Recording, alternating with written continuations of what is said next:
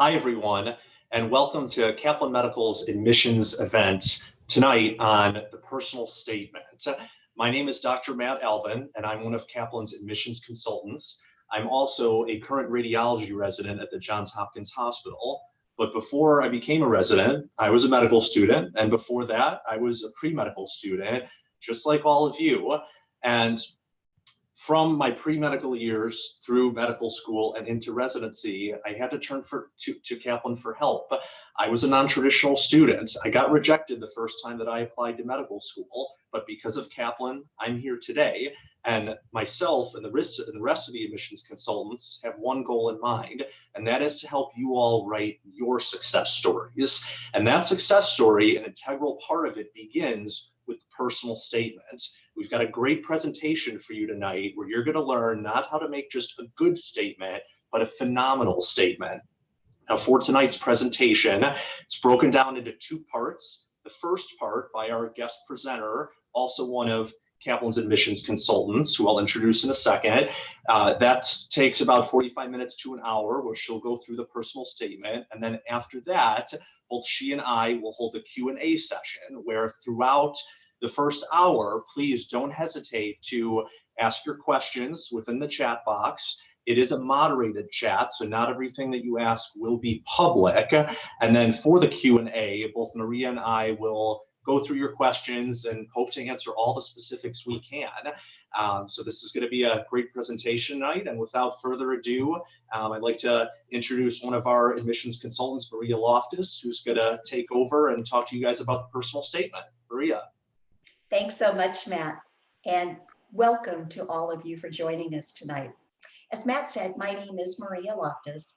I am the former assistant dean at the University of California, San Diego School of Medicine. I was there for about 20 years. During my time, I had the opportunity to represent the Western medical schools, that's Colorado West, to our National Association's National Committee on Admissions.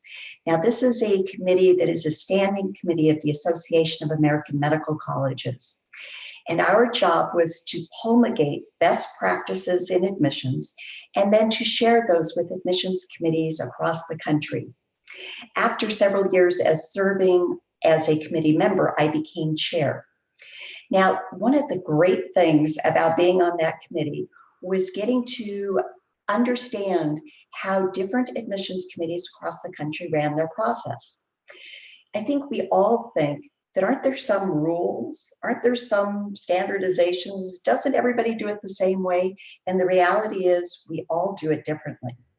And not only do we do it differently, but from year to year, based upon the faculty who are cycling on and off our committees, we can change what it is that we do, because this is a faculty governance issue, and the faculty determine what the admissions criteria are and how we're going to weigh things. But that said, there's really, everything falls within certain parameters, just given the logistics of how many applications that we're trying to each review. But like I said, it was really fascinating to get to see what everyone did. So I retired a couple of months ago, and now I get to do what I really enjoy doing, which is working with applicants one-on-one to demystify the application process and help them craft their best application going forward. Because I have found that when you understand how something works and you understand what's expected of you, you're much more likely to be successful. So if while you're going through the application process, you need someone as a coach, someone to help you understand what's being asked of you, just know that we're here to help. Now, with that said, let's get started with tonight's presentation. And as you all know, tonight we're going to be talking about the personal statement. So let's get started.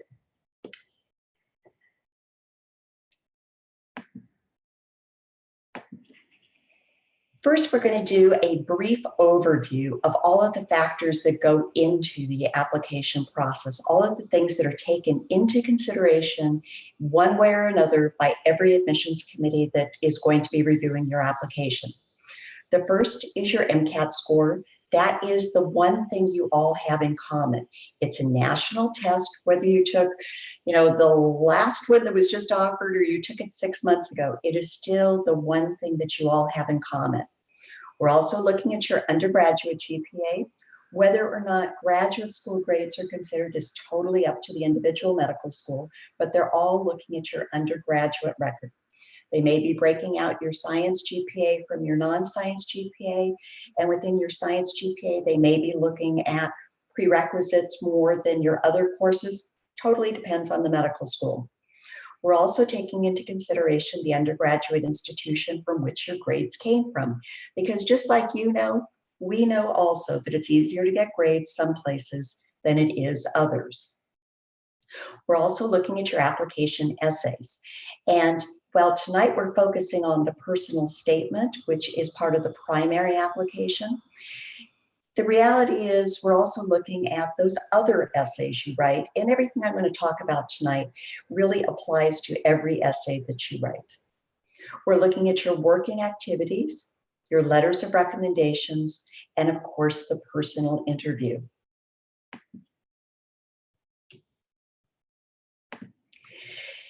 Brief overview of the timeline.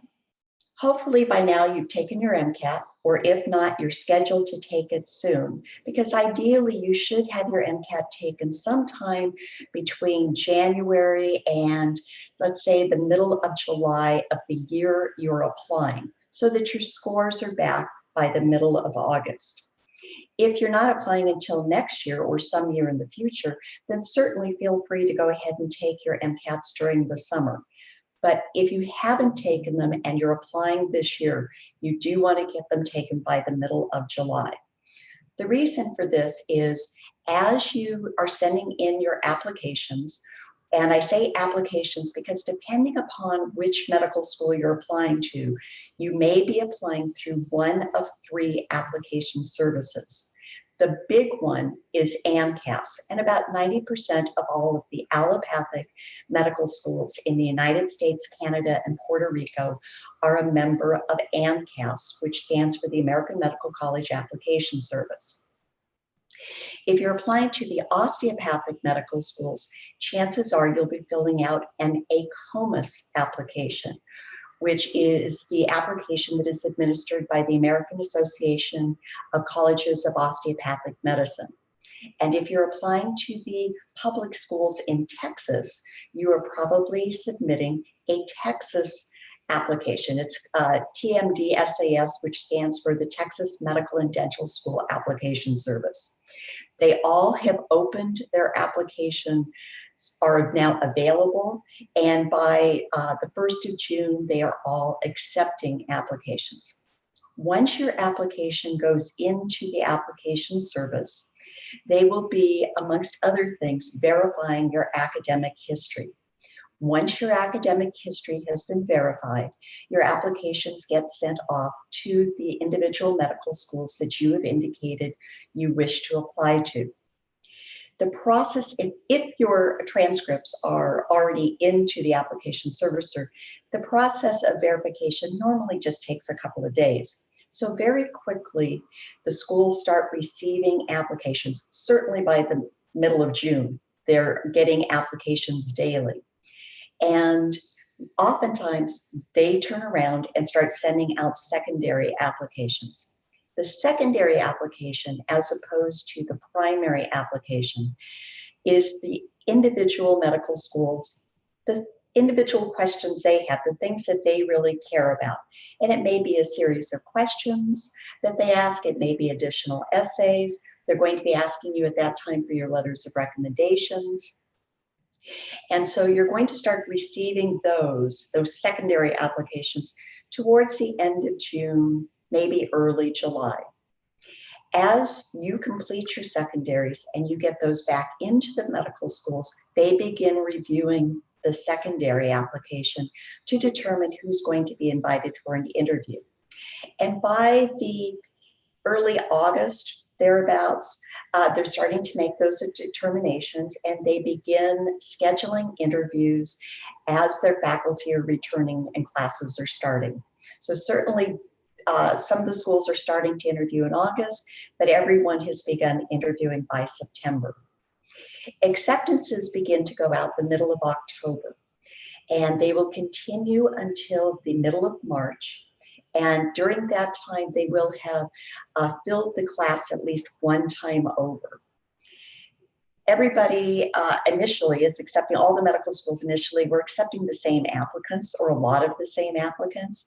And so after the middle of March, we start going off of the alternate list, and we'll continue sending acceptances out until classes begin matriculating the following summer.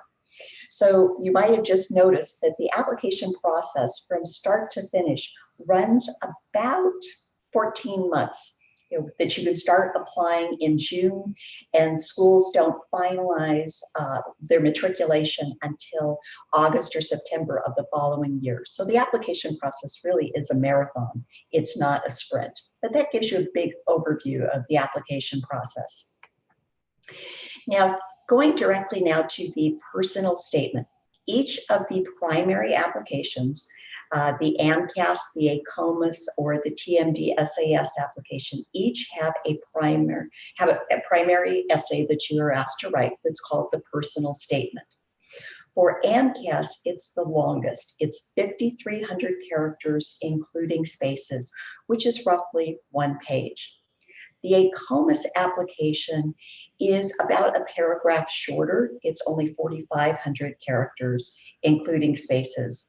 And the Texas application is 5,000 characters, but they have 2 additional essays. One of those essays is your personal characteristics, of which you get 2,500 characters, or about half a page, to talk about anything that you think is special about you in terms of your strengths. And then they also have an optional essay. I've got optional in quotes there because it's really not optional. And they even tell you that in the instructions, that it's really not optional. You really should complete this. And that last essay is asking you, are there any special circumstances about your background that you would like the admissions committee to know? So again, as we go through tonight's presentation, everything I'm going to say really pertains to all of these essays and any additional essay that you might be writing as part of the secondary application. You should think of your essay as an opportunity to make yourself a real person to the admissions committee. Because up until reading your essay, all they have is your academic history, your biographical information, your MCAT scores. They also are going to see your work and activities, but it's all very two-dimensional until they get to your essay. And the essay is your opportunity to tell them about yourself. Elaborate on your background, your memories, people who were important to you, and make sure it's your unique story. I think applicants worry that there's nothing unique about them, that their story is similar to everyone else's, and nothing could be further from the truth. If you are being authentic and you are telling your stories, well, nobody else has lived your life. So by definition, your essay will be unique and authentic. I think applicants also often worry that they don't want to say in their essay that they like science and they want to help people because they think that sounds cliche. Well, I understand why you would think that, but fundamentally, that is the correct answer for why you would want to be a doctor. If you don't like science and want to help people, you should not be considering physician as a future career choice. But I will tell you that it's not enough, because if it were enough just to like science and want to help people, then you could be a program director at a science and technology museum and you'd have a great life. So it does take more than that, but don't be afraid to say that you like science and want to help people. So before you actually sit down to write your essay, I encourage you to go to the AAMC, the Association of American Medical Colleges website, or the AMCAS website, and type in core competencies, because there are 15 core competencies which have been accepted by the medical schools as being these are the competencies that we believe every applicant should have if they want to be a physician. And some medical schools literally will put them on their website. Other medical schools haven't, but I can assure you that just because it's not on their website, these are still competencies that every medical school is looking for. And by the way, these 15 core competencies were promulgated by the Committee on Admissions, the committee that I had served on. And they break down into 4 different broad categories: the interpersonal competencies, the intrapersonal competencies, thinking and reasoning competencies, and science competencies. One more thing, I want to point out that they used the term competency intentionally, because some of these, as we look at them more closely, you'll see are skills, some of them are knowledge, some of them are personality traits. So we use the word competency because it's more all-inclusive as to what we were trying to communicate. Looking first at the interpersonal competencies, we're looking to see that your background, your experiences say to us that you have a servant's orientation, that you demonstrate a desire to help and a sensitivity to others, that you have social skills, that you treat others with respect, that you show cultural competency, that you have an appreciation and respect for multiple dimensions of diversity. Teamwork. Teamwork is very important as a physician, and we want to see that you work collaboratively with others, and that you have good, strong oral communication skills. The oral communication skills, of course, isn't something that you're going to be demonstrating through your essay, but it certainly is something that will be demonstrated through the interview. For intrapersonal competencies, we're looking at ethical responsibility to yourself and others, that you behave in an honest and ethical manner and you encourage others to do the same, that you're reliable and dependable, that you take responsibility for your personal actions and performance, resilience and adaptability, that you're persistent even under difficult circumstances and that you recover from setbacks, and that you have the capacity for self-improvement. For the thinking and reasoning competencies, we're looking at critical thinking. This is largely going to be demonstrated through your academic history, your MCAT scores, and the MMI interviews, which is the multiple mini interview. We are looking at quantitative reasoning, again, largely demonstrated through the academic history, MCATs, and MMI interviews. Scientific inquiry, again, demonstrated through your academic history and extracurricular activities. Your written communication skills, definitely demonstrated through your personal essay. And then the science competencies, both living systems and human behavior, largely demonstrated through your academic history and MCATs. So with the personal statement, I want you to identify 2 or 3, or maybe at the outside, at the most, 4 competencies that you are going to demonstrate through the stories you tell in your personal statement. Don't worry that you want to demonstrate even more, that you have all 15 competencies and you want to make sure the admissions committees knows that. You can't demonstrate all 15 through your essay. One is some of them are really demonstrated through other aspects of your application. But secondly, you've only got a page to write this essay, and you want to go for depth and quality over volume and superficiality.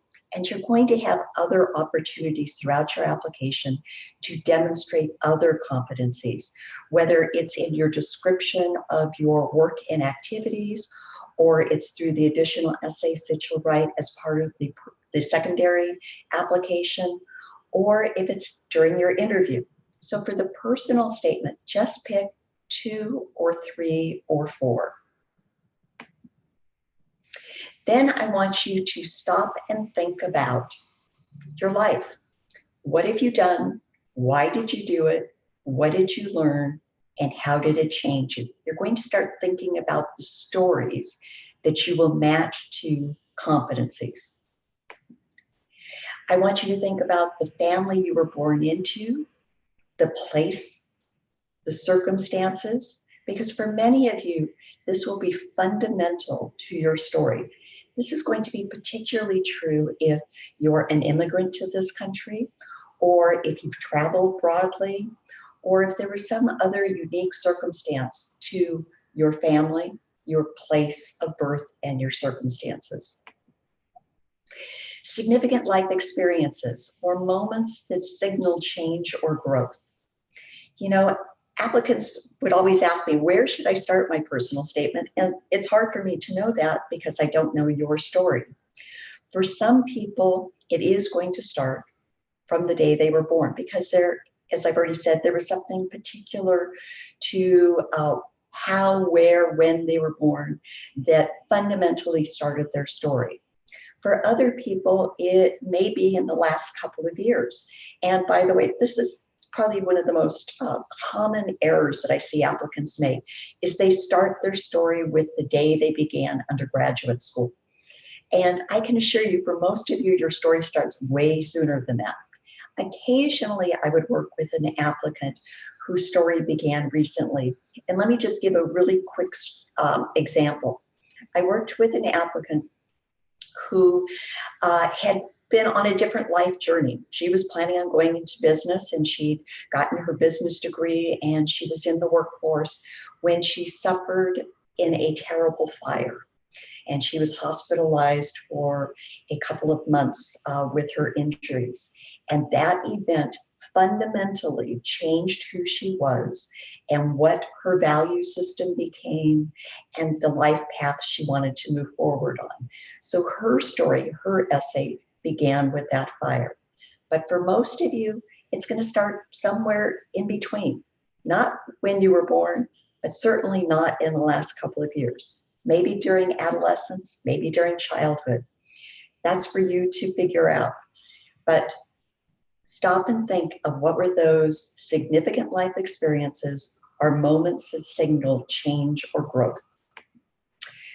You're going to want to think about your academic career, your extracurricular activities, paid employment, clinical research and volunteer work, leadership roles that you may have held, and goals and accomplishments that you have achieved. And you're going to want to think of these all in terms of, again, what did I do? Why did I do it? What did I learn? And how did I change? And lastly, I want you to think about failures or setbacks that you learned from and overcame, because chances are they deserve a spot in your essay also. So as I just said, you're going to want to select experiences that through your story will demonstrate those 2 or 3 or 4 competencies that you've decided to highlight. And you're going to think of events and situations that match up with those competencies. And they can come from a clinical or research experience, but they absolutely do not have to. And most of the time, they're not going to come from a clinical or research experience. So please feel free to think about your entire life. So how does the essay work into the overall evaluation process?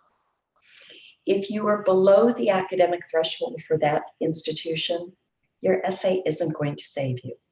You know, we all get applicants that have less than a 1.0 GPA, less than a 2.0 GPA. I can assure you that no matter how good your essay is, that academic history does not signify success at medical school. And so no matter how good the essay is, if you're below the academic threshold, it's not going to save you. However, if you are on the academic threshold or near the academic threshold, then a well-crafted essay can absolutely save you. And by saving you, I mean get you further consideration. The people reading your essays, the admissions committee's members, they're just like you and me. If they read your essay and they like you, they want to find out more. So it's well worth your time to craft that good essay. And if you're above the academic threshold, then you don't need a well-crafted essay, but I'm here to tell you that a poorly written essay may result in your immediate rejection. So yes, take the time to make sure that your essay represents you, tells your story, and is telling the things you want the admissions committee to know about you, because it can return dividends. So let's talk about some do's and don'ts. The purpose of this essay is to tell the admissions committee of your journey to this day and your decision to become a physician, and to demonstrate that you possess essential qualities, essential competencies. If by the time I get done reading your essay, I don't know why you're applying to medical school, that doesn't reflect well upon you.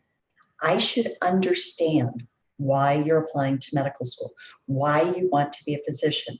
And I should believe that you will make a great physician because you have demonstrated through your essay that you possess essential competencies that we're looking for. But you can't tell me that you're a nice, warm, wonderful, terrific human being. You've got to show me. And really, you shouldn't even have to tell me why you want to be a doctor. I should be able to figure that out through the stories you tell. I want to emphasize this point. I know I just said it a couple of moments ago, but I want to say it again. Your stories do not need to come from a clinical or research experience. It's okay if they do, but it's probably more interesting if they don't. What not to do. Do not just simply reiterate what's already on your application. We know what's on your application. We know what your academic history was. We know what your academic major was. We know the activities you participated in. So simply a rote reiteration of what you have done is a missed opportunity. Don't meander aimlessly. You've got to have a point. You've got to have a theme to your story so that it all fits together and it flows. Do not beg, plead, be arrogant, or get fancy. So what do I mean by that? I have certainly read essays in which applicants say, if only I'm given a chance, I will convince you that I should be a medical student at your school. Or if only you accept me, I will prove to you that I will make a great physician. That is not the way to inspire confidence. Don't quote poetry unless it has great meaning to you. Don't be arrogant. Don't try to get clever. I can remember an essay that I read as the Dean of Admissions, and it was in dialogue. It was like a script between two people talking about the applicant. It is not normal to talk about yourself in third person. It's okay to talk about yourself in first person. That's the preferred. Sometimes it's okay to talk about yourself in second person, but when you start talking about yourself in third person, that causes admissions committees concern. Another time I can remember an applicant who had their application sent to us, so we had their essay, and then all of a sudden we got a box of goodies because they had talked about being a chef and really enjoying candy making, so they sent us candy. That feels like a bribe. Don't do that. We had another applicant who drew a picture of a dog collar, and under the picture of the dog collar, so this was his essay, it was a picture of a dog collar, and under that dog collar he wrote, "This is what I think of the process." Well, I'm sure he was trying to be memorable, and he certainly was memorable, but it wasn't in a good way. So again, Don't plead, beg, be arrogant or fancy. Don't speak negatively of anyone or anything. You may have gone through hardships in your life, but it is your responsibility to have learned, to have grown from those experiences. We're going to talk a little bit more about what not to do. And here's a big one. Don't fail to discuss an aspect of your application that needs further elaboration or explanation. There are often bumps along the road in life, including within your academic history. And I think applicants think that if they don't mention it, we won't notice it. I can assure you, we notice it. And if you don't tell us what happened, we start making up stories. And when we make up stories on our own about what happened to you during that time, it's not going to go good for you. We're going to have you in a drug rehab center or flunking out of school or living on the streets. So don't let us make stuff up. Tell us what happened. Be factual about what occurred. Move quickly to how you resolved the issue. Demonstrate that you are now more mature and resilient, and that under similar circumstances, you would make much better decisions. Remember, this is one of the core competencies. It's actually a couple of core competencies. Not only is it the resilience competency, but it's also the capacity for self-improvement. So tell us your story. Don't make it the center of your essay. Don't make it, more than 4 or 5 sentences. Just what's essential to get the facts across. Common mistakes that we see: spelling, grammatical, or vocabulary mistakes. Lack of self-revelation or authenticity. Again, you've got to tell your story. Don't try to sound like someone else. Don't try to read other examples of essays and then make that somehow fit you. This has got to be your story. Again, we've already talked about don't be cute or gimmicky. Don't focus on your weakness. Just explain what happened. Don't just tell us why you want to go to medical school. You're a whole person, and we want to know about the whole person. Yes, the underlying theme has to be why you want to be a doctor. We have to get that by the end of reading your essay, but that should not be the focus of your essay. And plagiarism. Again, do not plagiarize someone else's work. Okay, so how do you do this? How do you go about crafting the personal statement? Well, let's talk about planning. I've said it, and I'm going to say it again. Identify the 2, 3, or 4 essential competencies that you're going to demonstrate through the stories you tell. Then select the stories that highlight those competencies. And ideally, they should be tied together with a common theme. And if not, you're going to need some transitional sentences between your paragraphs, and that's perfectly fine. Tell your stories in an interesting yet professional way. You might want to try, if you're stuck getting going, you might want to try recording and then transcribing your story. That might give you a starting point. You just sit down and start giving them memories of your life. Maybe record yourself while you're telling a friend.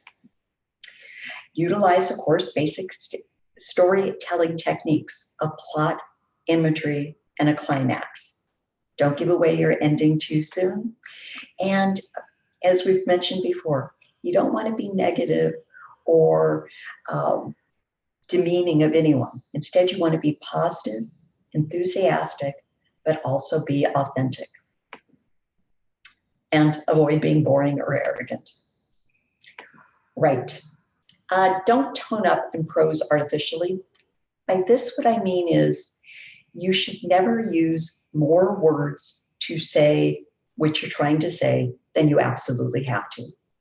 And those words should be no larger than the word that you absolutely need. Do not use big words. Do not use big, long sentences.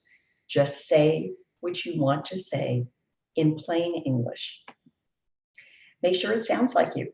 You don't want it to sound like someone else, because if you get to the interview and you don't sound like your essay, people are going to wonder who wrote your essay.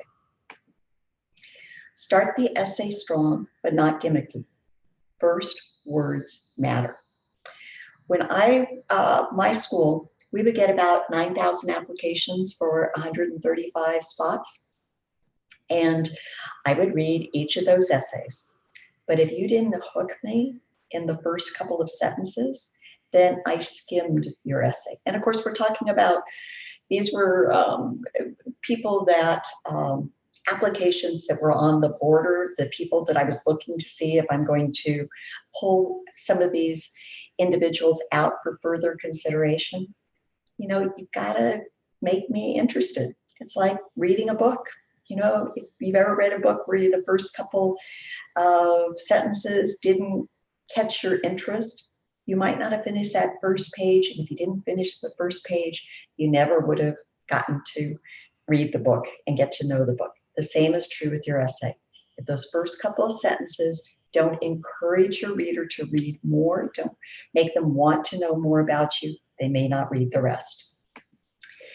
Start where your story begins. No need to set the stage. And by that, I mean, you just dive right in and start with a story, not a paragraph of, you were just like any normal kid having the same expectations. Just jump into what happened to you at that time. Closing paragraph that summarizes and drives home your central theme.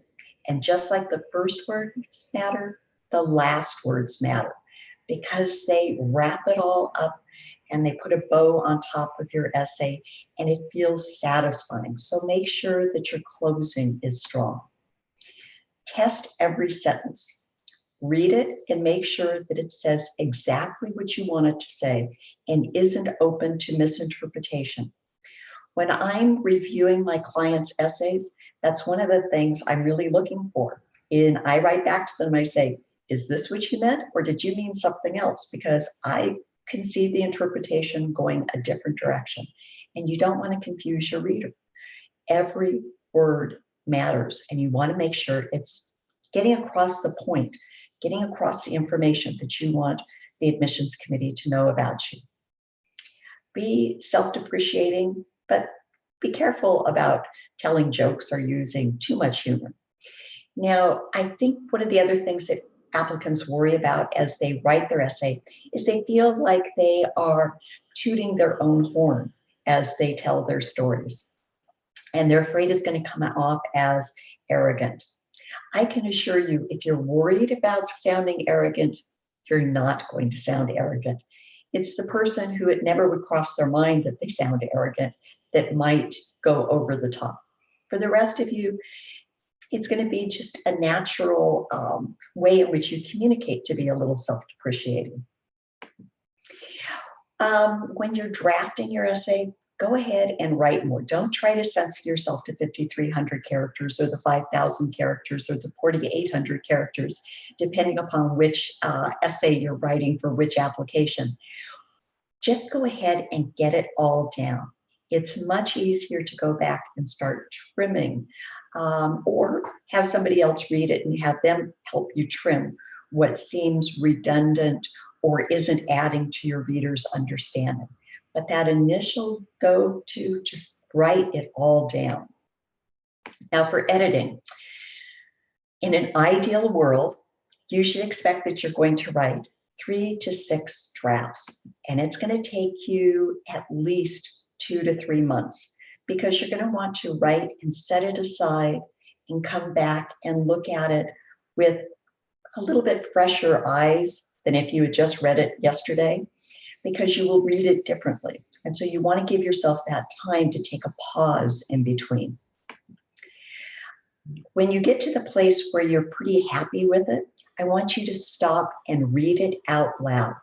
Because by the time you've written and drafted and edited and looked at it over a 2 to 3 month period, your eyes no longer see the rough spots. your brain just automatically starts making the corrections, but you can hear the rough spots. So I want you to read your essay out loud, because you will hear sentences suddenly that you realize don't make sense, or that just sound way too long and they need to be broken up, or where you've used the wrong word. So again, let your ears, that other sense, help you edit your essay. And then I'd like you to show it to 3 different people. Some people might tell you to have more than 3 individuals read your essay. I urge you to limit it to 3. One of those people should be someone who knows how medical schools review essays, what they're looking for. One of these people should be someone who's great at spelling and grammar. And while, yes, I encourage you to use spelling and grammar software programs, they don't always get it right. So please have someone who's actually really good at spelling and grammar look over your essay before you submit it. And then lastly, someone who knows you well, because maybe you've missed something that they think is important in your story, or maybe they're going to tell you that your essay really doesn't sound authentic. It doesn't sound like you. The reason I would urge you not to have more than 3 people review your essay is the more people you have review it, the more input you're going to get. And the more input you get, the more you start to come towards the middle, trying to make everybody happy, and the less it's going to sound like you. So I focus on 3 people who can fulfill their role well, of either knowing what the admissions committees are looking for, being an expert at spelling and grammar, or someone who really knows you. So now I'm going to give you 2 intro paragraphs that I'd like you to read and reflect upon. Here's the first one.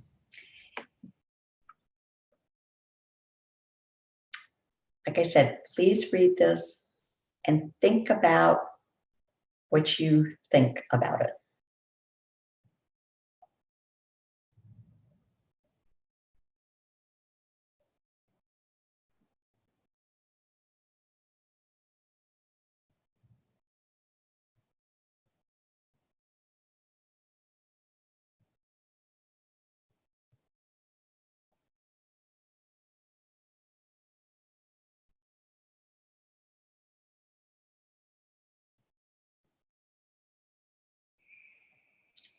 Really, it's not bad. It captures the attention. It's well written. And you might be really proud of this first paragraph if it was yours. And I would say to you, it's perfectly acceptable, but it could be better. It could be more compelling. So let's look at the second version.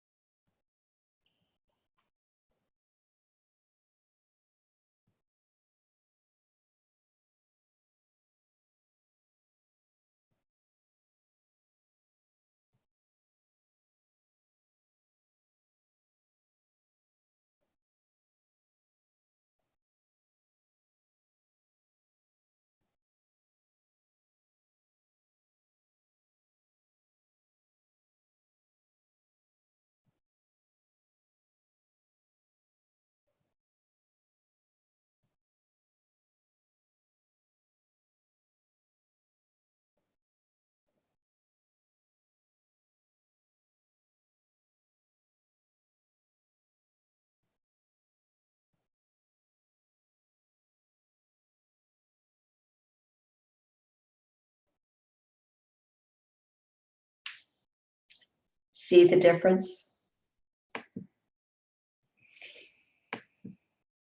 So what made the second essay, the first paragraph, more compelling? Well, it shifted the focus from external facts and kept the focus on the applicant by describing specifically what she was thinking and feeling. In the before, there really wasn't much support for the writer actually having a new perspective or admiration from her grandfather. She just said that she did. And it really didn't demonstrate that she actually possessed perseverance or determination. In the after, the story of the volleyball team not only demonstrated multiple essential competencies, such as teamwork, perseverance, overcoming adversity, and the capacity for self-improvement, but it also, through the discussion of her grandfather, demonstrated social skills of treating others with respect and cultural competency of showing an appreciation for, in this case, someone of a different generation, so generational competency. So I'd like you to stop and just think a moment. When you meet someone, if they were to tell you that they were a nice, warm, wonderful, terrific human being, you might believe them, until they did something that demonstrated to you that they really weren't. But you really wouldn't be as committed to thinking of them as a warm, wonderful, terrific human being as you would have been if you had come to that conclusion yourself. If you had seen them behave in a way that made you think they were a warm, wonderful, terrific human being, and you later then saw them do something not so nice, you'd still probably think, oh no, it's just the circumstances that made them act that way. But I still believe they're a warm, wonderful, terrific human being. Well, it's the same thing with your essay. If you tell us that you have tenacity and perseverance, that's way different than you showing it to us through a story you tell and that we come to that conclusion. So you want to show the admissions committees that you have these competencies as opposed to telling them.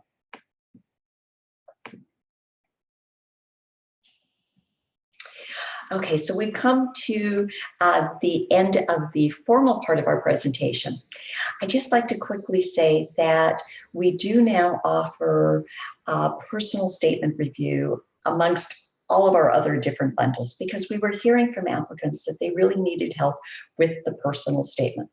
So that's just one way that we're trying to help you at the time and place in your application of what you might need.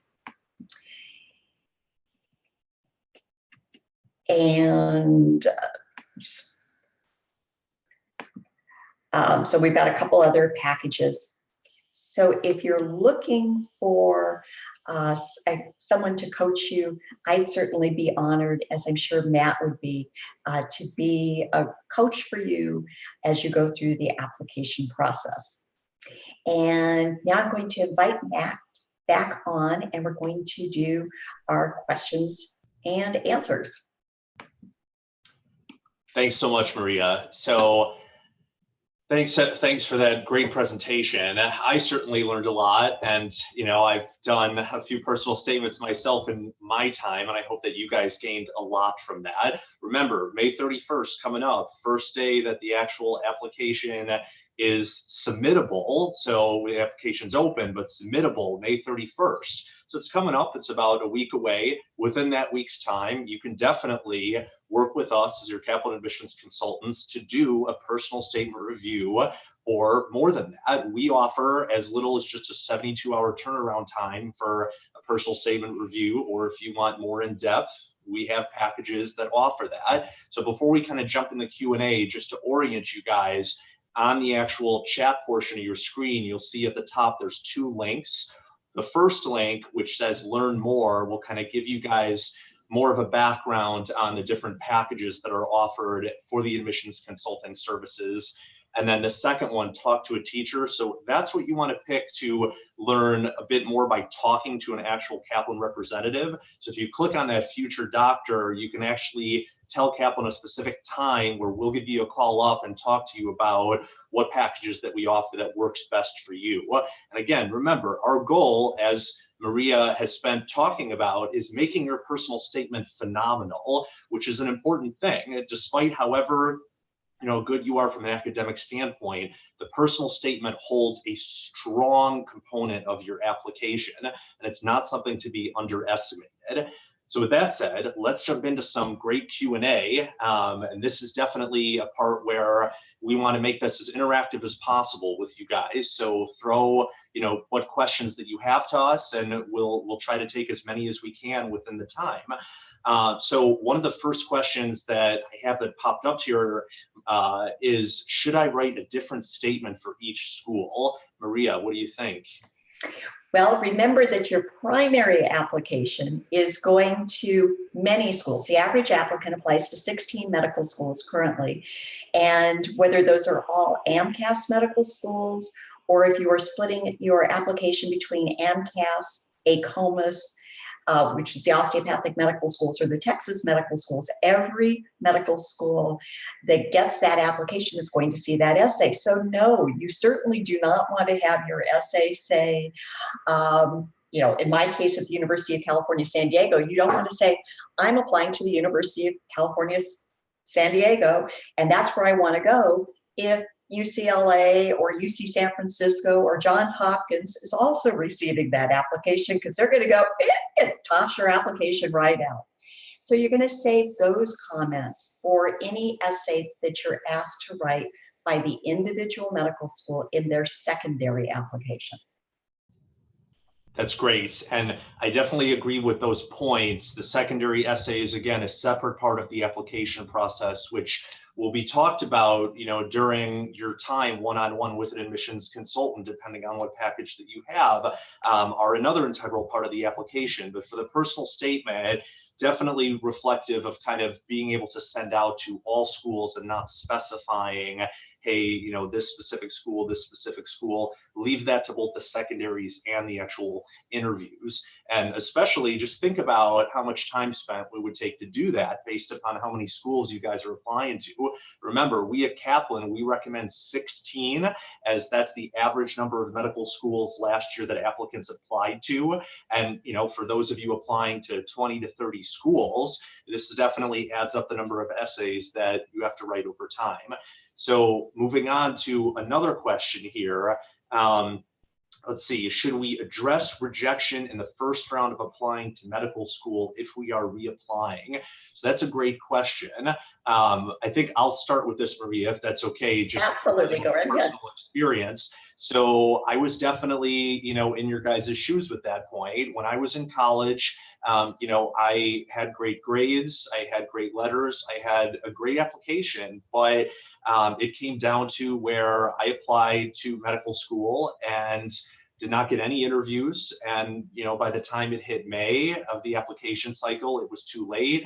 I got rejected from where I applied to. I graduated college, and I was kind of at a point where, I was like, well, I still want to go into medical school. So then I had to take the personal statement for the initial round of the application and rewrite it. So for any of you who are in that position, it's definitely not a good idea to just use the same personal statement, because for all you know, admissions directors like Maria might be reading the same statement over again and question whether or not, did this applicant change? And so for me, I involved myself in new research. That's when I started teaching for Kaplan.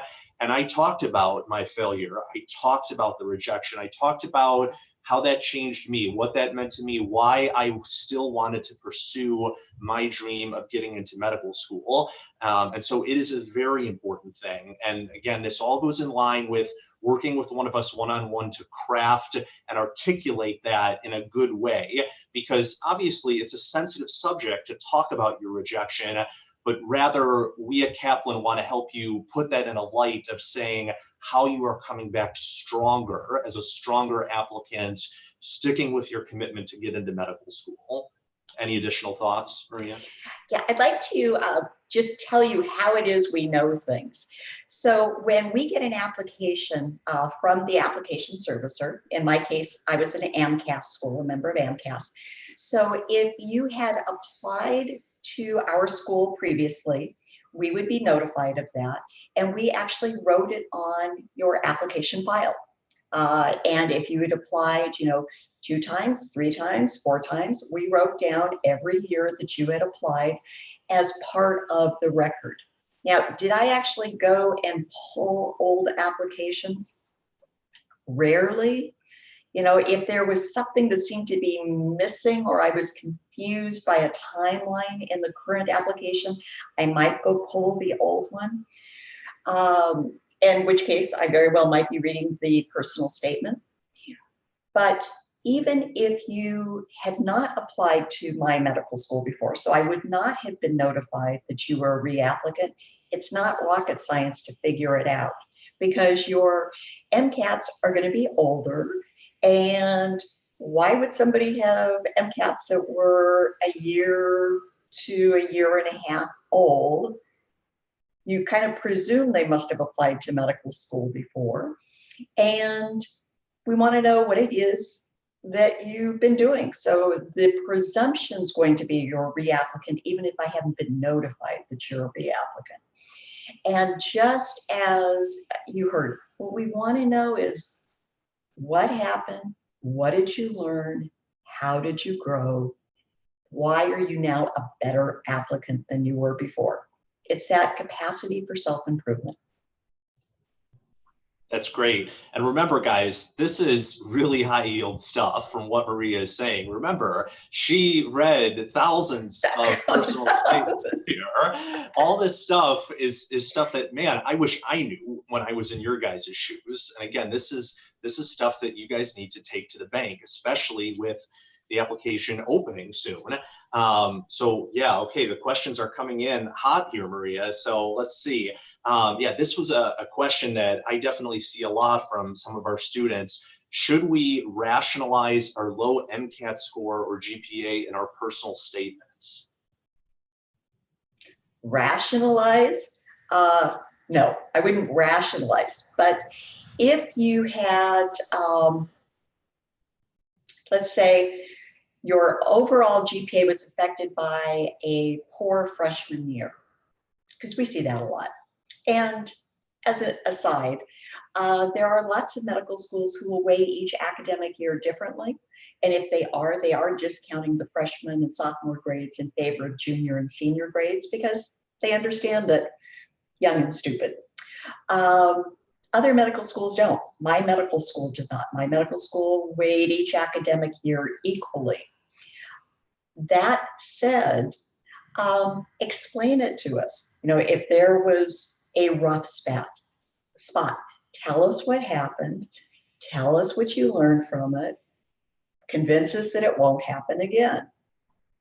If, however, you're talking about your entire academic history is lower and there's no upward trend in your GPA, then it's a little hard to rationalize that. And when I say lower, I'm talking, you know, if you're below a 3.0, because a 3.0 is often considered a threshold that signifies whether or not someone has the potential for success in medical school. And so if you're below a 3.0, we don't want you to rationalize the GPA, but we want you to tell us in what other ways are you bringing strengths that you can demonstrate that would indicate the large potential for success in medical school despite what your GPA says. The same is going to be true for the MCAT. It's a standardized test. I get that. Some people are good at standardized tests, some people aren't. I am not going to try to convince you that the MCATs predict whether you will be successful as a physician, that, you know, someone with, you know, a 515 is going to make a better physician than somebody with a 512. I'm not even, you know, convinced of that myself. But strong performance on the MCATs certainly does predict success in the first 2 years of medical school, and it also predicts success in passing the national boards. And if you can't pass the national boards, you will not graduate from medical school and you will not become a physician. So I don't know how you would rationalize. You know, I used to have applicants say to me, well, you know, I'm going to take the MCAT the first time just for practice to find out where I need to study.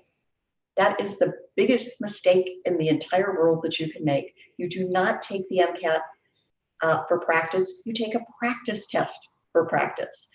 The MCAT, every time you take it, the medical schools know, and we know how many times you've taken the MCAT, and we also get your last 2 sets of scores.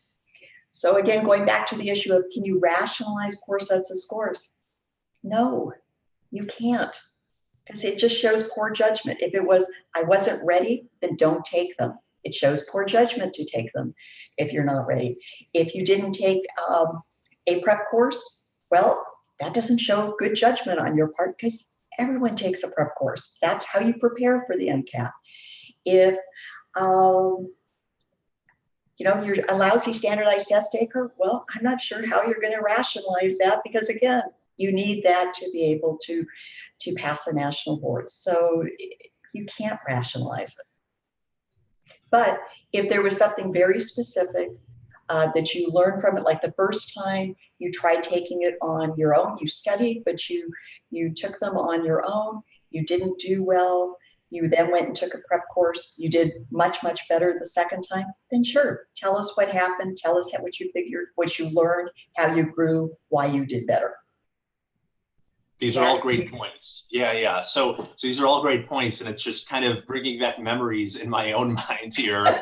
Just to give you guys some personal example about myself is, so speaking of taking the MCAT multiple times, so I was not a one and done sort of applicant. I actually took it 3 times. So I didn't take a prep course. I don't want to say that too loudly here for the first 2 times. Which is why you didn't get in. Right, exactly. So the MCAT score was my biggest wall that I had to overcome. And that's one of the biggest reasons why I didn't get into medical school the first time around. But that's when my journey with Kaplan started. And again, this is nearly 10 years ago that we're talking about here. I mean, it just makes me feel so old that I took a Kaplan course on the MCAT, and because of that, helped improve my score immensely, making me able to apply to schools that I was not even dreaming of applying to the first time around. And I ended up meeting my wife at my medical school. So, hey, all these things that kind of led up to it. But with that said, that's where my journey with Kaplan started, where the MCAT course helped me to do well in the MCAT.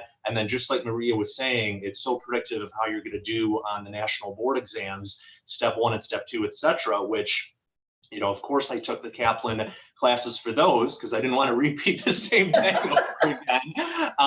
But, for those of you who are with us, again, we don't know specifically where you're at, if you're in the application cycle now, or, if you're earlier on and you're applying next year and you haven't taken the MCAT yet. Realize that Kaplan obviously offers great MCAT preparation courses. We even offer a combined MCAT prep course plus admissions consulting. And again, this is all just using the link at the top of your chat box. And it's something that I still do. I kind of serve dual roles as both an MCAT instructor and an admissions consultant. Again, keeping all these memories and comments that Maria is jumping out to me. But just to kind of reiterate, when I was in your guys' shoes with the low MCAT score and kind of putting that in the actual MCAT and in the personal statement as a reapplicant, I didn't actually say, hey, I took the MCAT score, or I took the MCAT and improved it so much, so you should let me in, even though I'm hoping, please let me in because of that. It's all about how you articulate your strengths and improvements from one personal statement to the next. And obviously, an admissions director like Maria can look on the paper and see, well, Matt's third MCAT score looks like he did a lot better. So it's almost like an obvious thing. And so again, these are little things that, whether it's GPA or MCAT, that we will work with you one-on-one in your sessions to make sure that you are saying and explaining things in a professional manner, rather than just kind of stating the obvious. So on to the next question here. So this was a question that I think you touched upon a little bit. If applying to an MD PhD program, should you actually mention that in the personal statement or save that for a separate essay specific to that aspect of the application? I was under the impression that there was a separate essay for the MD PhD. Is that true, Maria, or is there something else?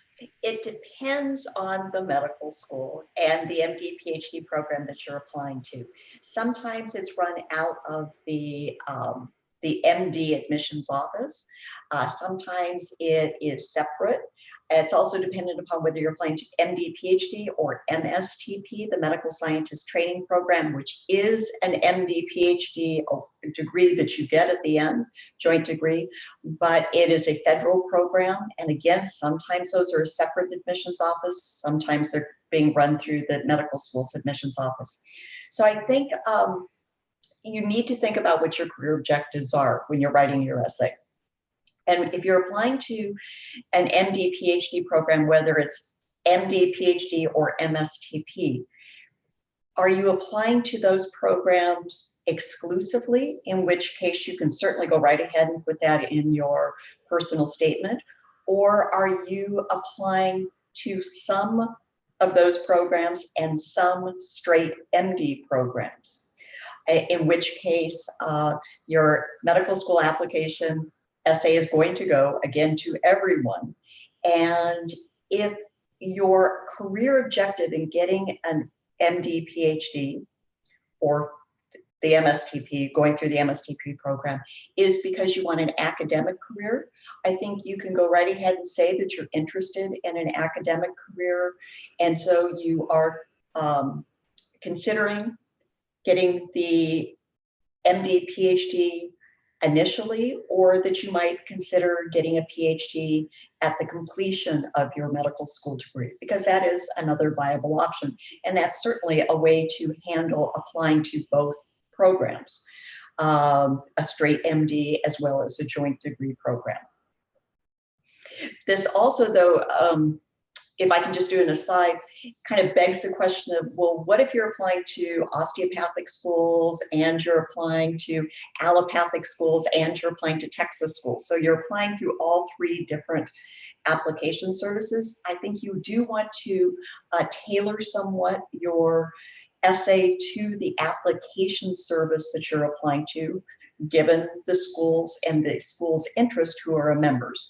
So certainly with the osteopathic schools, you're going to address issues that are more of concern to osteopathic schools than you would do in the allopathic application. And with the Texas schools, you would probably say why you're applying to Texas schools. And chances are it's because you're a Texas resident. So there will be a certain amount of customization between the three different application essays for the application services. But within the application, the one application, standardized application, and that one essay, just remember it's going out to every school that you apply to through that application service. And so it has to be somewhat generic in that you're not specifically saying you want to go to a program. Matt, do you have anything to add? Great. Yeah, no. I think that also kind of took out one of our other questions here. One of the students asked if we write a 5,300 character essay for MCAT, should we edit to get it down for 5,000 for the Texas Medical School Application Service? I think it kind of brings up the point of writing similar personal statements or different ones, just kind of like you were talking about with that. So one more thing just to throw in for the MD PhD is, if of any of you with interest in applying, we also do have, as part of the admissions consulting program, specific consultants who are MD PhDs, who are able to kind of tackle those questions more specifically, who have that experience. Just bring that up, when you're actually talking with one of our Kaplan members via the link at the top of your chat box. So going down, so another question that's come up is there a rule in terms of, shall we say, formality of the essay? Like, how formal should it be, Maria, versus how casual can it be? Is there certain language that makes it more formal, more casual? What are your thoughts with that? So you should not use any slang words. But it's certainly perfectly fine to use contractions. You should a big mistake I see with writers of all sorts is they forget that the first time they're using an acronym, they need to spell everything out. You may think it's perfectly obvious what you're talking about, but I'm not necessarily going to have the foggiest idea what a particular acronym is. You know, right now, let's just off the bat say TMDSAS. Would you know what TMDSAS stands for if you weren't applying to the Texas Medical and Dental Schools? Probably not. So you always want to spell that out. But other than that, you know, the issue of sounding like yourself. So don't use slang, but you do want to sound like yourself. So no bigger words than you would normally use. That's really the only thing I can think right now. Matt, do you have something to add with that? Yeah, I mean, I think it's just kind of one of those things of, you know, in business school, one of the things I was taught was to always, when I'm presenting or writing, think about my audience. So that's a huge thing, is when you are writing these personal statements, and again, this is something we cover in our one-on-one sessions, is the type of language you want to use has to be relative to the audience that you're talking to. So number one, that means watching how many I statements that you use, and some obvious things that, you know, people who are reading these essays like Maria, you know, who obviously is a very intelligent person, can glean from your application, that she can make the connection. So for example, just to tie this in with another question of, should the personal statement be told in a chronological order? Again, remember the audience that you're talking to here. Yes, it should be in a sort of narrative format, such that you are giving the admissions readers an idea of who you are, where you came from, what experiences led you to this point of why you want to be a doctor. And again, it's tough, believe me, it's not an easy thing. I've had to write a personal statement at each level in my journey. It's like, you think med school, you're done, you got another one for residency after that, and then perhaps beyond for fellowship.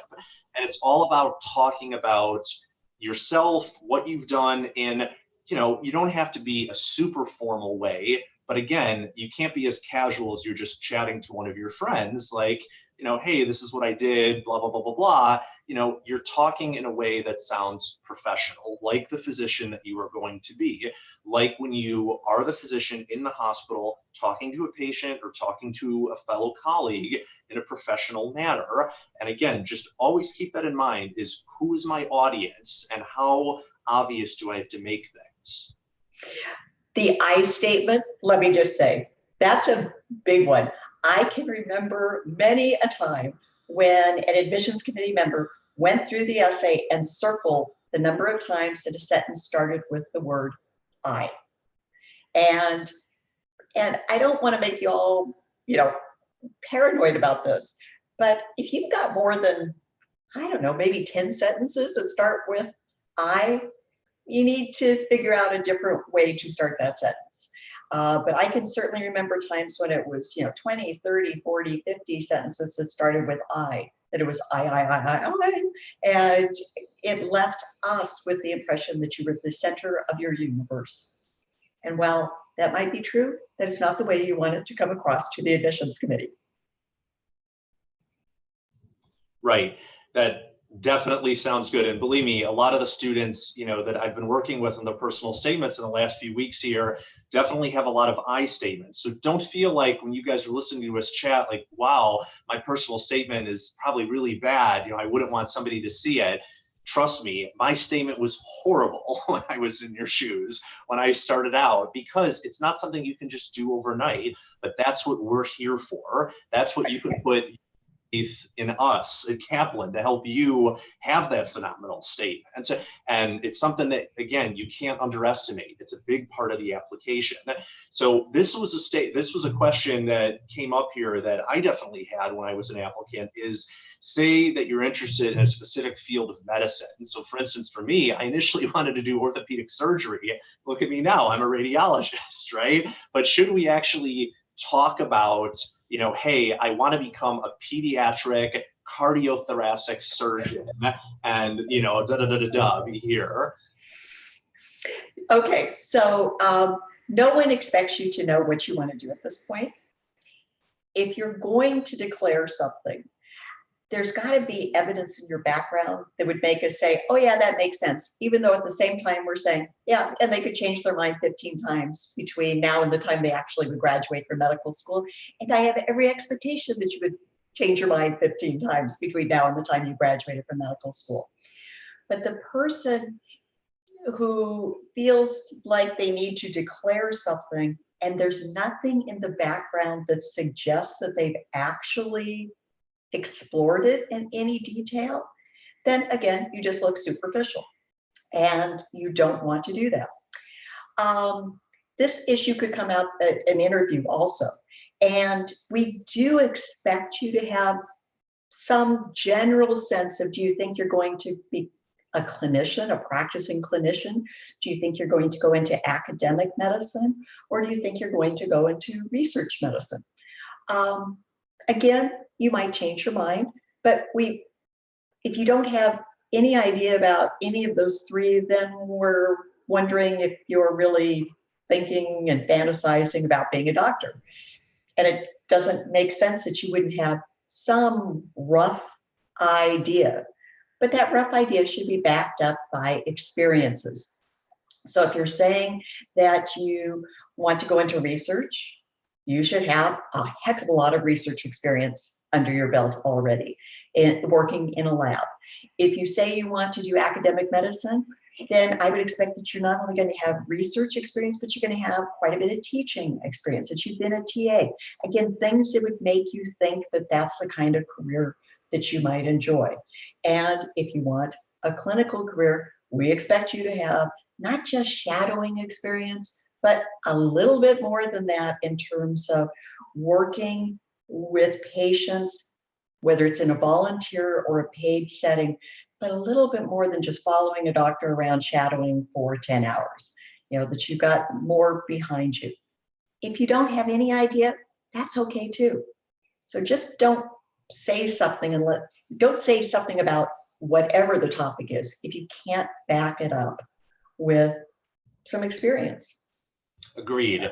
And, just to take a personal example here from a student that I've been chatting with over the past few days.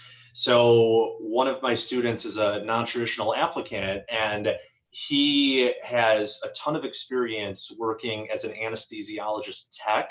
So he's been trained and done, tons of shifts. He's been doing 17-hour call shifts.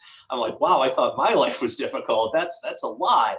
And, for those of you who have spent a significant amount of clinical time in a certain area, that could be something that, you want to bring up and say, hey, it got me interested in this, and, I might want to do this, but don't be so, shall I say, absolute about things. And it's another thing in personal statements is just be careful of how hard you kind of come down on something, like saying, I'm going into medicine to become an anesthesiologist.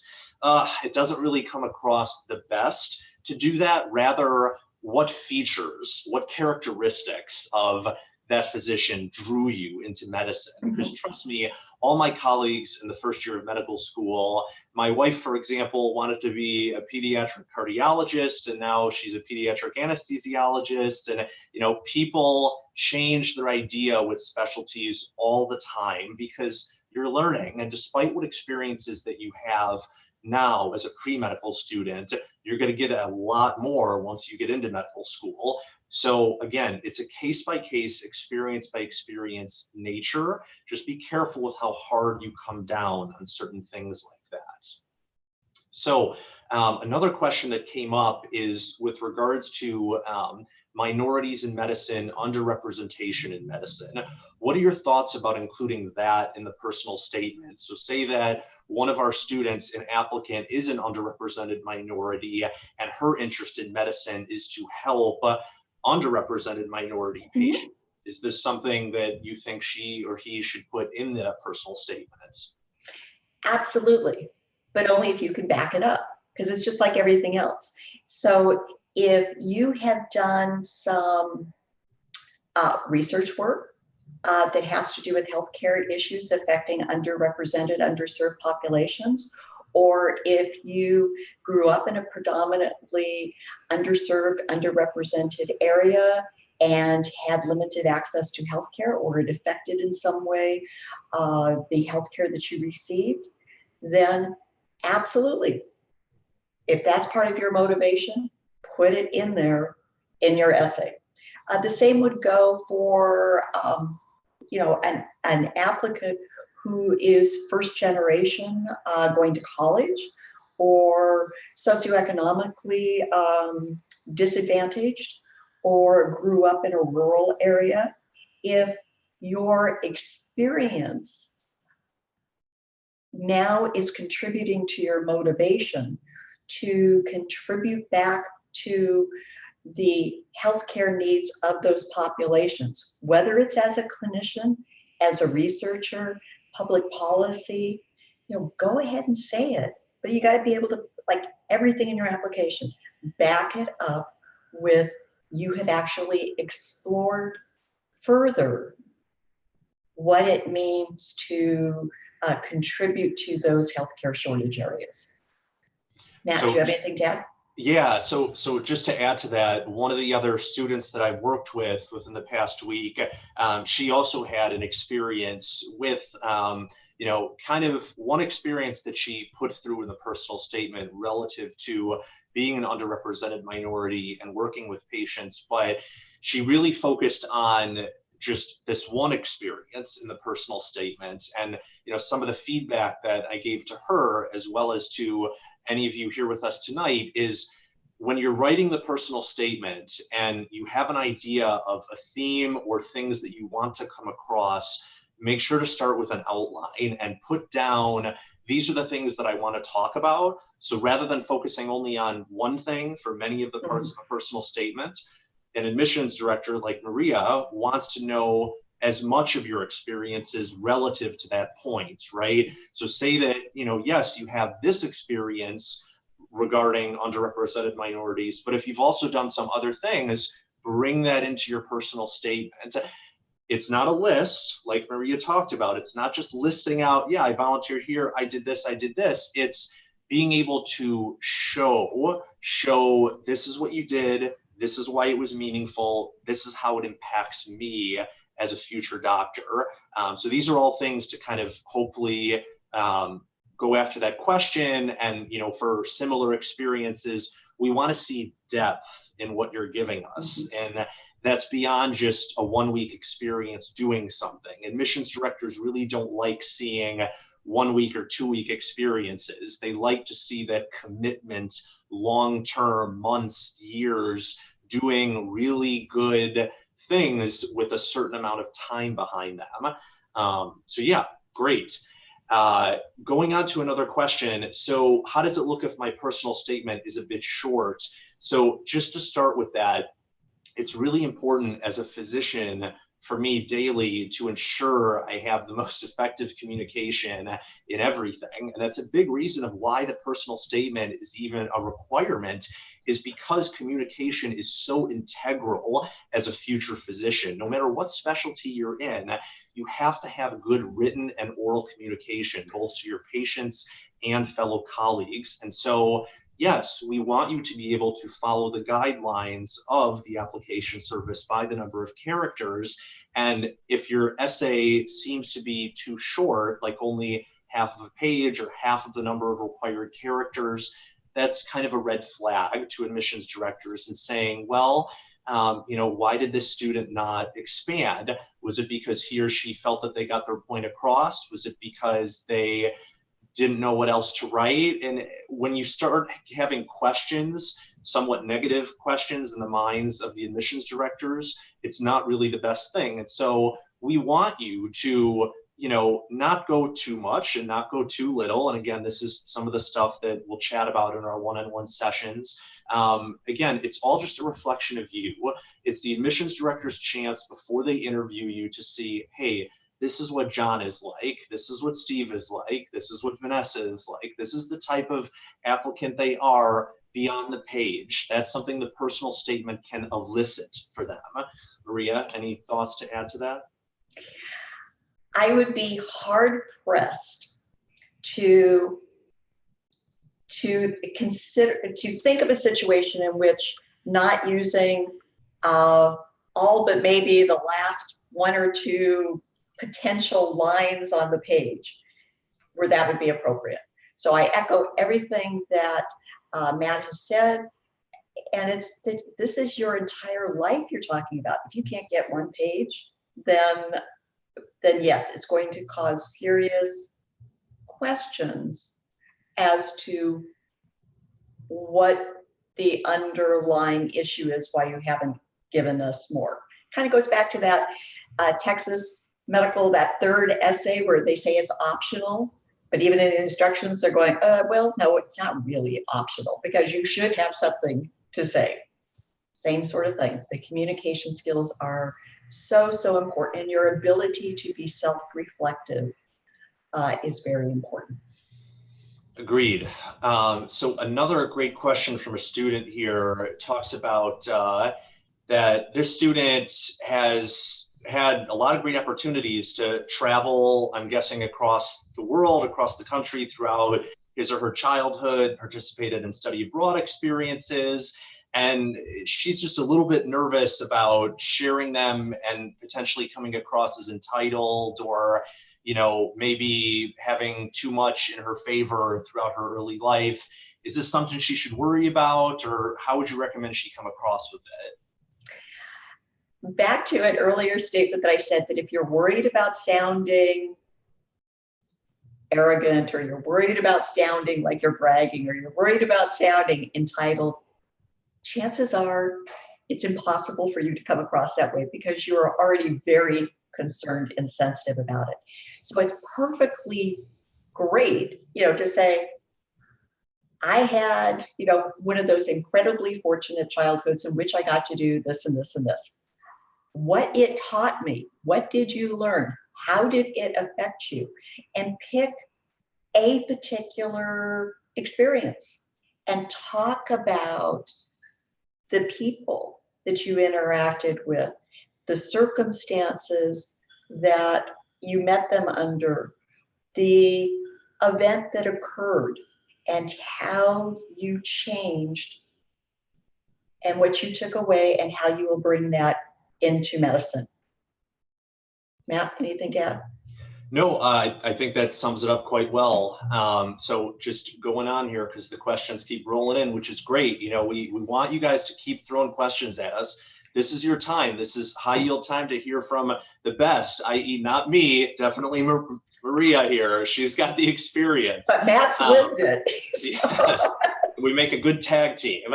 All right, so next question up here is definitely one that I thought about, that I think is a little sensitive.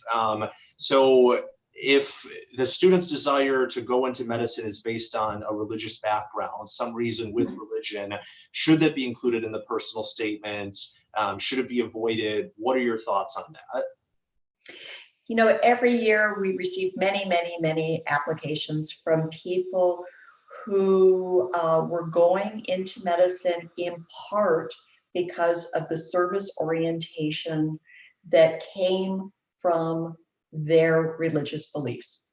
And we were not a religiously affiliated school. So, certainly the extent to which there is a school out there that specifically matches your religious beliefs and you want to apply to them, great. Whether that be Loma Linda or one of the schools that is affiliated with Judaism or some other school, great. But your chances are you're applying to the rest of us too. Do we mind? Absolutely not. As long as everything that you say comes across as this is simply part of your service orientation to humankind, as opposed to you want to be it's perfectly okay to say you want to be a medical missionary, that is part of your ultimate goals, as long as you're not also saying, and as part of my missionary, I would want to be converting everyone to my religious beliefs. That's not okay in the eyes of most admissions committees throughout the country. You are a human being. You are entitled to your value system and where they come from, and your belief system and where that comes from. And there are many things as a physician, we could talk about things that you might not want to participate in, whether that be abortions or euthanasia. If it is illegal within your state, no one at this point, in the process would say to you that you are required as a physician to participate, but you are required as a physician to fully inform your patients of their medical options and to refer them to someone appropriate, skilled, knowledgeable in that area if it's something that you would not want to participate in. Because one of the tenets of being a physician is respecting your patients and respecting their autonomy to make decisions. But they can only make informed decisions if you fully inform them of all of the options. So it goes back again to you're entitled to your moral value, religious beliefs, just not to impose them on other people. Matt, do you have anything to add? Yes. So this is a great question, and it just speaks to the sensitivity of certain topics, and it goes back to remembering who your audience is, who the reader is here, and remember why you're here in the first place. You guys, you gals, you guys all want to go to medical school to become a doctor. And you need to realize what that means. For admissions directors to admit you, that is a huge responsibility on their shoulders, because it is a very amazing gift and privilege to be a physician, as somebody that deals with the very intimate one-on-one lives of patients, their health issues, their secrets, their lives, their families. You deal with life and death and large moral and ethical issues day to day. It is a very important thing that you don't look at this as just another grad school that you're going to. This is a life-changing thing, and you all want to be here because it is an amazing experience to go into. So just remember that when you are a physician and you are taking care of your patients, think about when you're writing the personal statement, if you have a political or religious or some sort of set of beliefs, which you are all entitled to, obviously, but just be careful with how radical of statements or absolute of statements, the things that you say, because an admissions director is trying to say to themselves, can I see this person as the compassionate physician who can take care of my father or mother and be able to be a good representative of healthcare in our society, right? That's what you're trying to become a part of. And that's really important. So again, just be careful. And again, this goes back to just working one-on-one with you guys with our personal statement review packages at Kaplan to make sure that you're articulating your views, your feelings appropriately, because it all has impact. And you don't want the personal statement to be that thing that's holding you back from becoming a doctor and getting into medical school, because you're all great. You're all taking the initiative to be here, okay? And we just simply want to help you get to that next step. So a question that came up, which we can touch on just a little bit for the secondary essay is, what's the best way to kind of approach them without copying stuff kind of directly from the personal statement? I think that's something I've seen where I'm sure it's an admissions director's nightmare where they just see a copy and paste of the personal statement into a secondary essay question. I'm just, kind of wondering, like what your thoughts are on that. Well, it's kind of like plagiarizing yourself, so you certainly don't want to cut and paste from your personal statement. And your personal statement was just one page. So a secondary essay typically is another page. It might be 2 pages. We, at our school, we had an autobiographical sketch that we then asked for, which was 2 pages. And we really meant it. We wanted mom, dad, brothers, sisters, where you were born, you know, favorite teacher, best friend. We wanted an autobiographical sketch. Another medical school may say, you know, in a paragraph to a half a page, tell us about a time you overcame adversity, or tell us about, you know, a time that you demonstrated self-improvement, or tell us about, you get the point. So even if you included that in your personal statement, chances are it was just a paragraph. And now you get a half a page, a whole page, to give a lot more detail, a lot more information, a lot more reflection upon what that meant. So just like Matt was saying with your original essay, if you're only writing half a page for wondering about communication skills, for wondering about self-reflection, self-awareness, it's the same thing. If you can't come up with more to add, even if the specific call of the question is something you had already addressed in your primary essay, you should be able to say a lot more about it. Matt, you have? Agreed. Yeah. So, I mean, you know, just to give you guys some examples of secondaries, which, you know, just so you know, a lot of the secondary essay questions are posted online quite early by people that might get them, or else from previous years. Some med schools, unfortunately, don't change their secondary questions over years. And so you'll see examples online. But, you know, for example, for my medical school, you know, there was 3 or 4 essay questions that all had to deal with things different from the personal statement, you know, such as research, you know, specific, talking about a one specific experience that kind of defined like this part of your life or a certain value.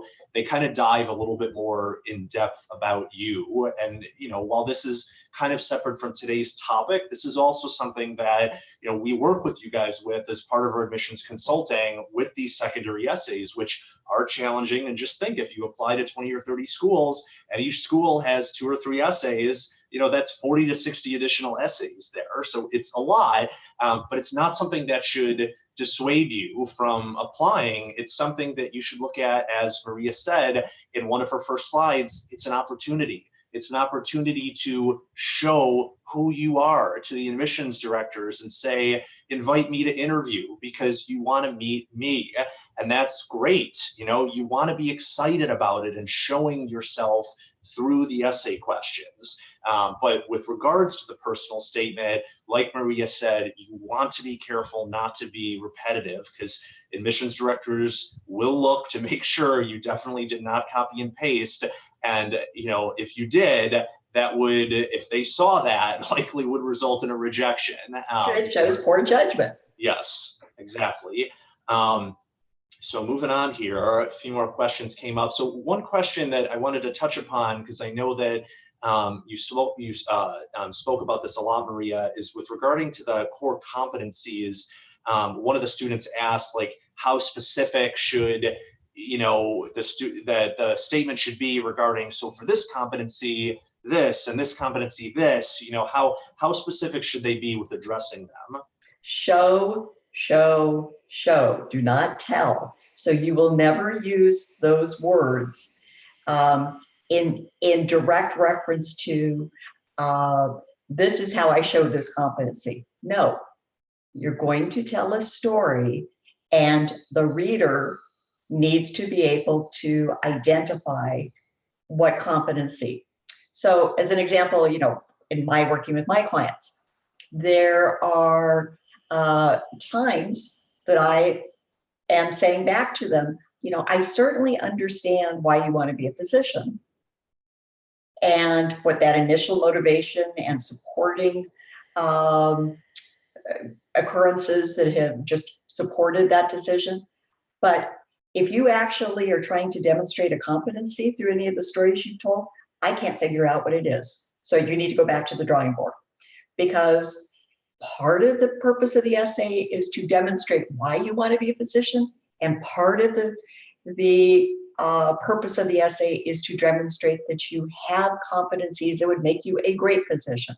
So when I'm writing back to somebody say, I can't figure out, what you're trying to show here, they have missed that opportunity, and it will not get rated as well as someone else's in which it comes across, like the story of the, being on the volleyball team.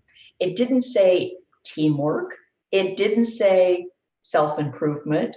It didn't say overcoming adversity, but, just those couple of sentences began to convey that information. Matt, do you have anything to add? That kind of summed it up well.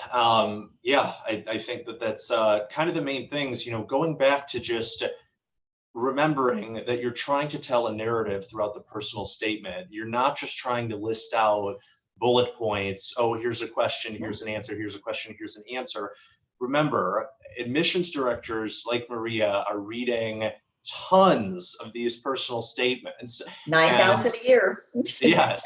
And you want your personal statement to stand out. You don't want to look like the rest. You don't want to sound boring or mundane. You want to excite the reader, grab the reader, be unique to the reader, and tell that narrative. And believe me, again, mind your audience. They know what those core competencies are. They know them because they look at them every single year. Okay, probably more often than that. And so they're looking for them through your application. They can glean it. The people that read your personal statement can read between the lines. That's a big thing that I tell my students is you don't have to be so obvious in the statement. You want to tell your story, showing through examples, and believe me, the people who are reading it will get the gist of what you're trying to say. So next question is, let's just say you have to pick out of the personal statements that you've read, working with clients, what are some of the biggest pitfalls that you see? Some of the biggest things that you feel like you're constantly telling them, get rid of this or change this, or that doesn't sound good. Just if you had to think of some things, even in the past few days or week, of what really is like a common thing you see a lot of students kind of struggle with in the statement. It's interesting. Outside of all the things we've already talked about, of I statements or listing things out, and it's true whether I'm looking at an essay or I'm prepping somebody for an interview, is however it is that you behave, that you believe, it tends to come through in every iteration of how you're communicating. So if you have to tell me that you're a leader, that's not a good thing. You should be able to show it by the fact that you have been, asked by your peers, or that you respond well under pressure, or you were always concerned about making sure that everyone's spirits were kept up and that the group was focused on a common goal. If you have to tell me, anything, chances are that occurrence happened in your essay. It happened when you were describing your activities. It happens again in the interview.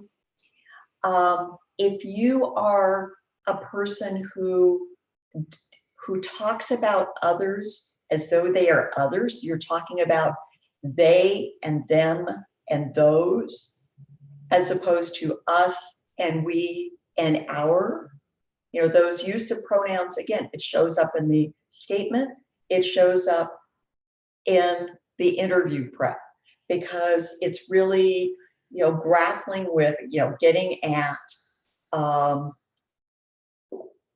a subconscious level of, what you're thinking.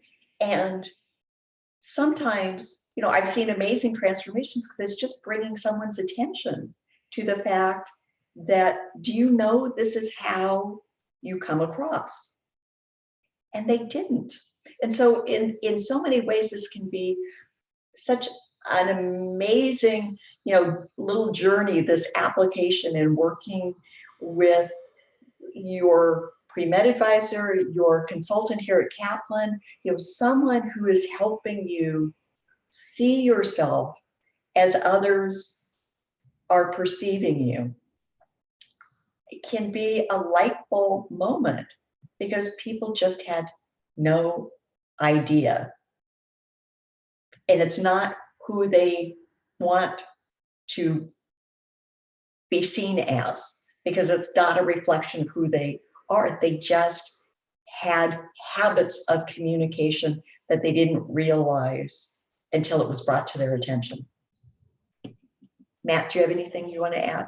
So two things that I think are important that sometimes we, kind of gloss over. And believe me, guys, I'm definitely somebody that, has been faulted for this. Okay. I'm definitely not a perfect writer. Don't think that, any of us reading your personal statement just, knocked one out like that. Like, it takes time for everything. And, one of the things that I see a lot is being too generic when you are writing things in the statement. So, and I know this may be hard for a lot of you to glean, but just think about when you're trying to describe something in the statement and you're just saying something overarching like, I learned the rigors of what it would take to do well in medical school, or I can see myself doing no other career besides becoming a doctor. Again, these statements, without, as Maria has brought up, backup, give me little information into who you are, because there's something that literally anybody could write. And just think about that the best personal statement is one that only you can craft. As in, if somebody else could write your statements for you, i.e. yours sounds a heck of a lot like, Matt sounds a heck of a lot like Joe's, it's probably not the best statement. And so you want to be careful when, we're constantly kind of beating a dead horse here tonight and using specific experiences and showing us. But that's the biggest thing that I give for feedback for students, because I know they have experiences. I know you guys have done a lot of great things, but articulating that in a way that you don't sound overly generic of the sort of helping people, or, this single experience gave me the full understanding of all of medicine. It's certain things that you just got to be careful of how you present things and ask yourself, does this really add something? Will the admissions director learn something unique about me by me writing this? Or does this sound like every other applicant who's probably going to say the same thing? And so, after you write your statement, set it aside for a little bit, come back to it, reread it, and ask yourself those questions and think to yourself, yeah, this does sound pretty generic. Let me just try to redo that. And again, it's not easy to pick that stuff out. You have to have somebody kind of looking for that stuff, but it makes the personal statement sound better. The other point is be careful of the use of flowery or fluffy language. You'll hear people say that phrase a lot. It's just kind of a funny word to say something sounds fluffy, but it's things like, I truly believe.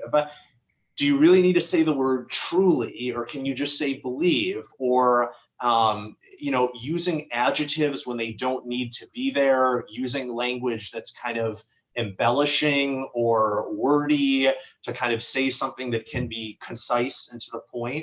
Back to Maria's point from earlier in the presentation, every word that you put in that statement needs to be thought about in a good way. And how is this going to make me look like a strong applicant? And that's what we want for you. We don't want you to be just every applicant, okay? We want you to be the strong applicant, the unique applicant, the one that gets the interview and gets the acceptance into medical school. Again, these points that hopefully you're taking from us tonight will help to shape your personal statement better.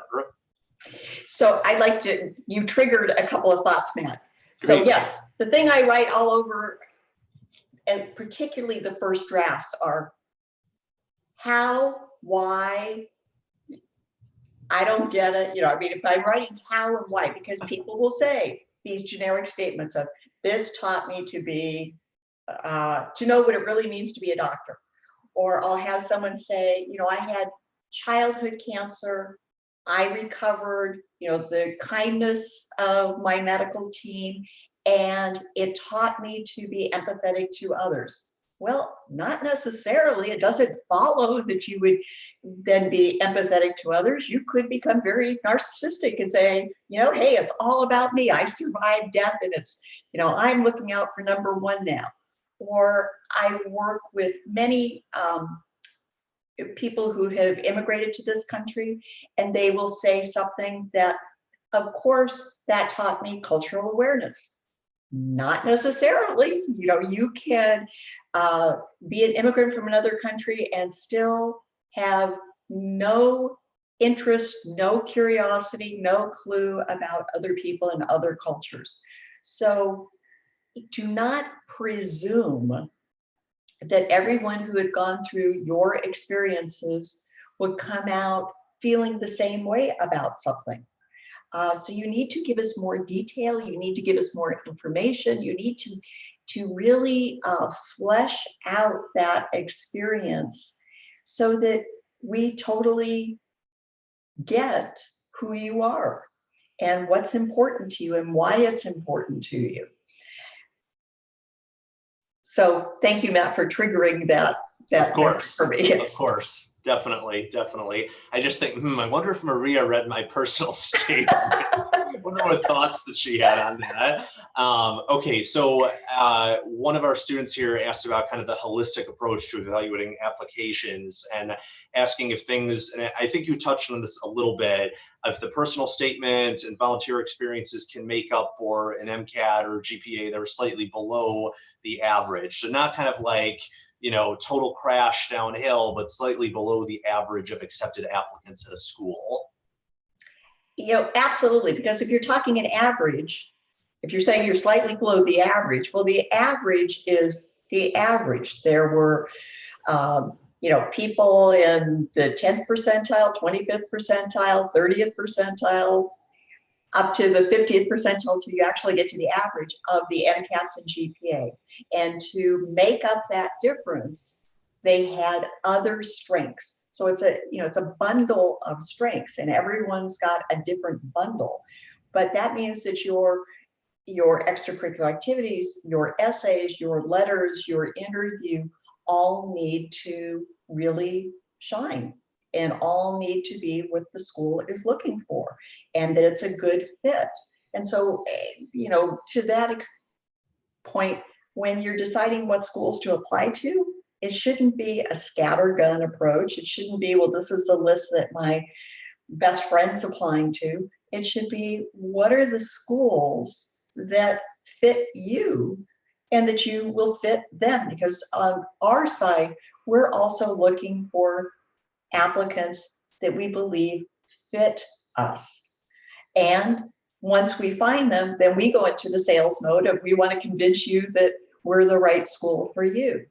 And you should be thinking about it the same way. When you choose the schools to apply for, it's not just, where do I think I can get in? And I appreciate at this point, that's probably all you're thinking about. Where can I get in? But you should also very, very much be thinking of, where are the schools that will offer me, those opportunities that I'm looking for as I begin my journey to being a physician. Matt, do you have anything to add? Yeah, so just to basically agree with your same points, that the key that we want to stress here is that you as an applicant, we're trying to shape you as a whole package. This presentation tonight, it's focusing on the personal statement, but we understand, as Maria pointed out in her first few slides, that's only one piece of the application. And, depending on where you guys are at in the application cycle, or, if you're a few years out from applying, depending where you're at, just realize that, you can get a consulting package with us from as little as just the personal statement review turnaround time to encompassing everything from the application, the secondaries, the interview, all that stuff. And all of it is brought together as a package into making you the strongest applicant possible. Yes, we want you to have a great personal statement, but we also want you to have great letters of recommendation, the great MCAT score that comes from taking the Kaplan MCAT course first, being able to showcase yourself as best as possible through the activities section. And again, that's similar with how we're writing up the personal statement, how to articulate yourself. That's a whole nother topic, but again, goes in line with the holistic approach of making you the strongest applicant. That's what we at Kaplan here are focused on. And this is only one part of it, this personal statement here. Now, just to kind of finish us out here, Maria, to kind of leave our students with a thought of what if you had to pick, kind of summing up one big takeaway from the presentation here tonight, what would you say? That medical schools really want to know you.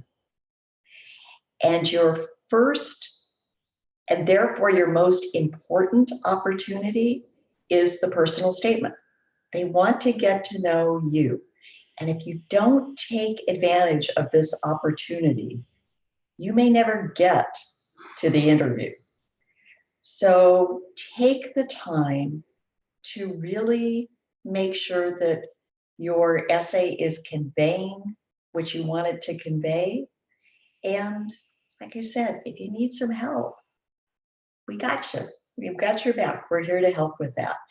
That it should be something that is a fun process, self-exploration process, and that's all part of being a great physician. Matt?